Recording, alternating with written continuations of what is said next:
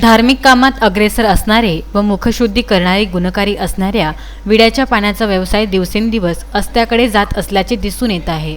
पानाला गणेश चतुर्थी, अक्षय तृतीय, दुर्गा उत्सव व लग्न सोहळा अशा विविध ठिकाणी पानाला अत्यंत महत्त्व आहे। कुठलाही धार्मिक कार्यक्रम असो त्या कार्यक्रमाला पानाशिवाय भागत नाही। यवतमाळ जिल्ह्यातील लाखखेड हे गाव बंगला पानासाठी प्रसिद्ध होते। तेथूनच विदर्भातील सर्व जिल्ह्यांमध्ये बंगला पान जात असायचे, परंतु आज लाखखेड येथील पान तांडे नष्ट झाली आहेत। यवतमाळ जिल्ह्यात पानाचा व्यवसाय करणारे मोठ्या प्रमाणात व्यापारी आहे, परंतु आता पानाचा व्यवसाय उत्पादित केलेला तंबाखू, गुटखामुळे पान व्यवसायावर मोठे संकट आलेले आहे। कपुरी पानांना पाकिस्तानच्या नागरिकांची मोठ्या प्रमाणात मागणी आहे।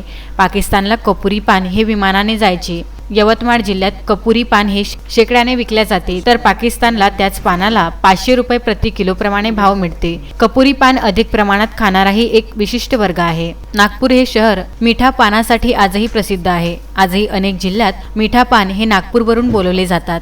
मिठा पान गरम असल्यामुळे थंडीच्या महिन्यात मोठ्या प्रमाणात मागणी असते। मिठा पान महाग असल्यामुळे सर्वसामान्य जनतेला मिठा पान खाणे परवडत नसल्यामुळे कपुरी पान खाण्याचे पसंत करत आहे।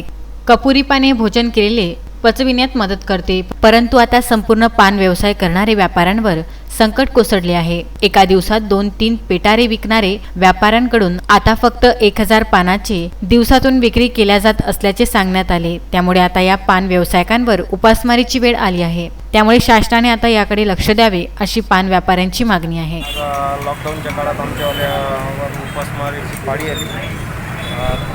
खर्रा, गुटखा या नागपुरी खर्ऱ्यामुळे भरपूर चलन नागपुरी खर्राचं चाललं। त्यामुळे आज पान व्यावसायिकावर उपासमारीची पाळी आलेली आहे। त्यामुळे आज 1000 पाने खपत नाही। माझा पान आटाईचा व्यवसाय असून आज पूर्णपणे बंद झालेला आहे आणि ते पूर्ण उपासमारीची पाळी आली आहे। आज आम्ही फुटपाथवर बसून 1000 पानं विकत आहे।